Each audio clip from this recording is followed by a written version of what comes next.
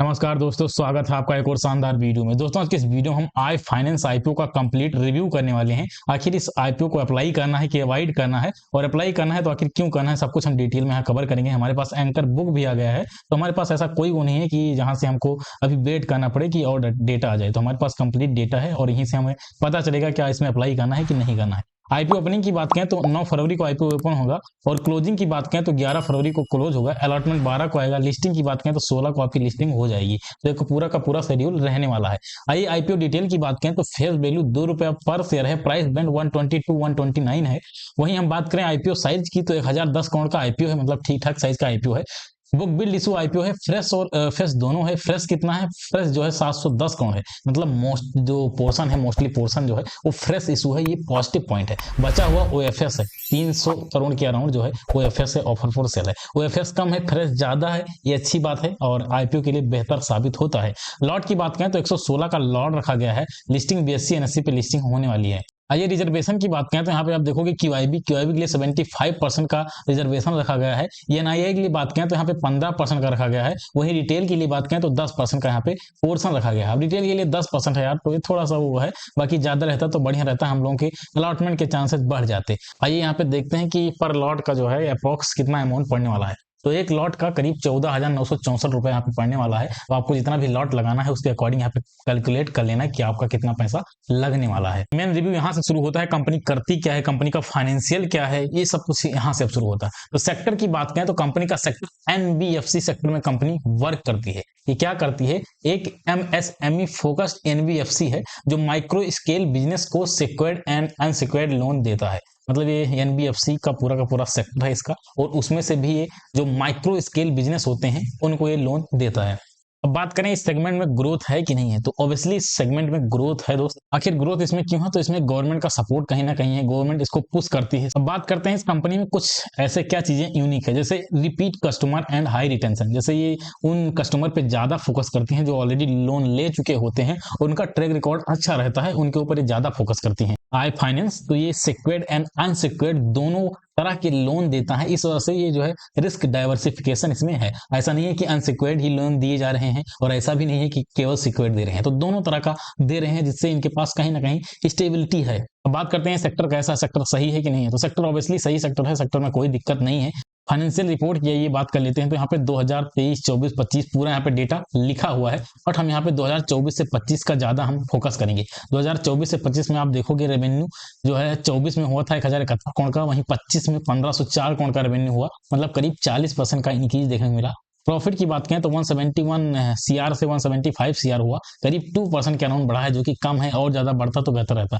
Net worth की बात करें, नेटवर्थ भी यहाँ पे बढ़ा है, करीब 34.6% बढ़ा है। एसेट्स की बात करें तो ये भी 30.2% के अराउंड से बढ़ा है। तो ओवरऑल आप देखो कहीं ना कहीं ग्रोथ देखने को मिल रहा है। बाकी प्रॉफिट में उस लेवल का ग्रोथ देखने को नहीं मिला है, एकदम फ्लैट ही है 2% के अराउंड, जो कि एक निगेटिव पॉइंट है। तो फाइनेंशियल की बात करें, फाइनेंशियल गुड है, अभी फंडामेंटल पे नहीं है, अभी केवल मैंने बोला है कि फाइनेंशियल गुड है, अभी फंडामेंटल का हम बताएंगे आपको। और ये कुछ इंडिकेटर की बात कर लेते हैं, जैसे आरओई की बात करें तो 7.63% का आरओई है, जो कि ठीक ठाक एवरेज आरओई है। रिटर्न ऑन नेटवर्थ की बात करें 3.8% का है, और ज्यादा होता तो बेहतर रहता। डेट इक्विटी की बात करें तो इसको हमें कंसीडर ही नहीं करना है, क्योंकि एनबीएफसी कंपनी है, तो ऑब्वियसली इसमें डेट वगैरह ज्यादा रहेगा यार, क्योंकि इसका काम ही है दूसरों को लोन देना, तो ऑब्वियसली इनको जो है डेट लेना पड़ता है। ईपीएस वगैरह की बात करें तो प्री पोस्ट यहाँ पे लिखा हुआ है। पी की बात करें, पोस्ट आईपीओ के पी की बात करें 24 के अराउंड है, जो कि थोड़ा सा ज्यादा है, क्योंकि एनबीएफसी कंपनी का पी 20 के अराउंड ही होना चाहिए, बाकी इसका 24 है, थोड़ा सा तो ज्यादा जरूर है। ऑब्जेक्टिव की बात करें तो कंपनी अपने ऊपर खर्चा करने वाली है, ठीक। यहाँ पे जैसे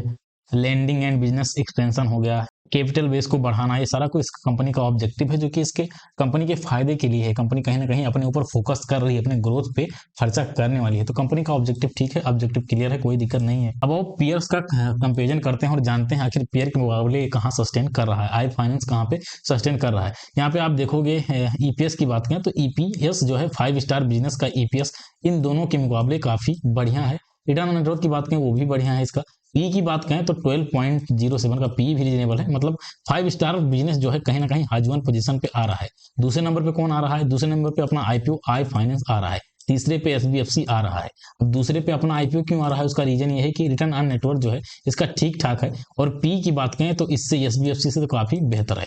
कंपनी कहीं ना कहीं पेयर के मुकाबले अपना आईपीओ सस्टेन कर रहा है, दूसरे नंबर पे आ रहा है तो कहीं ना कहीं सस्टेन कर रहा है, तो ये तो अच्छी बात है। आईपीओ प्राइस की बात करें तो आईपीओ प्राइस ऑब्वियसली फेयर नहीं है, मैंने वहाँ पे पी दिखाया 24 के अराउंड पी है, जो कि कहीं ना कहीं फेयर नहीं है और कम आईपीओ का प्राइस होना चाहिए। बाकी इंडियन मार्केट में तो ऐसे ऐसे आईपीओ आ रहे हैं जिनका पी तो हमेशा ज़्यादा ही रहता है, वो लोग पी मतलब केवल एलजी, मुझे लगता है 2025 में एलजी और एक ऐसे 2-3 कंपनियां देखने को मिली थी जो फेयर प्राइस पे आईपीओ लाई थी, बाकी जल्दी कोई फेयर प्राइस पे अपना आईपीओ नहीं लाता है। एंकर बुक की बात करें तो इस आईपीओ की बात करें आई फाइनेंस का, तो एंकर बुक मुझे अच्छा नहीं लगा पर्सनली। क्यों नहीं लगा? क्योंकि एनबीएफसी कंपनी है और एनबीएफसी कंपनी में कहीं ना कहीं टॉप जो म्यूचुअल फंड है जैसे एसबीआई का हो गया, इन लोगों का नाम होना बहुत जरूरी है, बट उतना पोर्शन यहाँ पे देखने को नहीं मिला है। एसबीआई म्यूचुअल फंड इन सबका नाम ज्यादा देखने को नहीं मिला है, मतलब टीयर 1 जो डोमेस्टिक म्यूचुअल फंड है उनका नाम देखने को नहीं मिला, ये बहुत ही निगेटिव पॉइंट है। और एनबीएफसी कंपनी में ऑब्वियसली हमेशा देखा करो कि टीयर 1 डोमेस्टिक म्यूचुअल फंड का नाम देखने को मिल रहा है कि नहीं।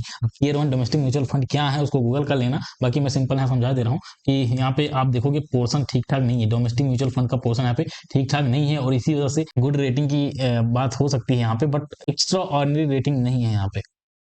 एक्स्ट्रा ऑर्डिनरी कब होती है? जब 9 हो या 9.53 इस तरह का हो तो वो एकदम बढ़िया होता है, बाकी 7 का है तो ज़्यादा बढ़िया यहाँ पे रेटिंग नहीं देखने को मिला है। तो एंकर बुक उतना खास नहीं है, गुड मान सकते हैं एंकर, एवरेज गुड, बट ज़्यादा बढ़िया नहीं है।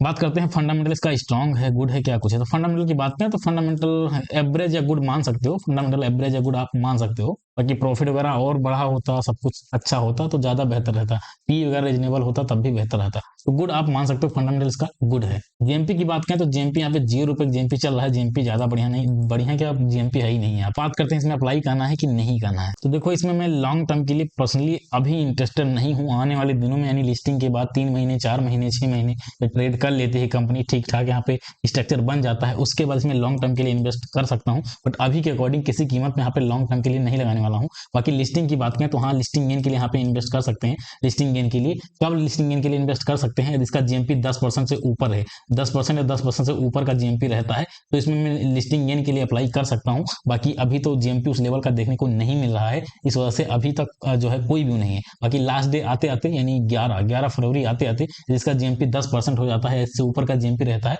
तो मैं इसमें लिस्टिंग गेन के लिए अप्लाई करूंगा। बाकी लॉन्ग टर्म के लिए अभी कोई व्यू नहीं है। लॉन्ग टर्म के लिए व्यू क्यों नहीं है? क्योंकि एंकर बुक की रेटिंग नहीं सही है, बाकी फंडामेंटल गुड है, इस वजह से मैं जो है वहां पे नहीं जा रहा हूँ। फंडामेंटल या तो स्ट्रांग होता या तो एंकर बुक बहुत तगड़ा स्ट्रांग होता तो लॉन्ग टर्म के लिए सोचा जाता, बाकी फिलहाल अभी लॉन्ग टर्म के लिए कोई व्यू नहीं है। आज की वीडियो पे समाप्त करते हैं। ऐसे शानदार कंटेंट के लिए चैनल को सब्सक्राइब करिएगा। मिलते हैं अगले वीडियो में, तब तक के लिए जय हिंद, वंदे मातरम।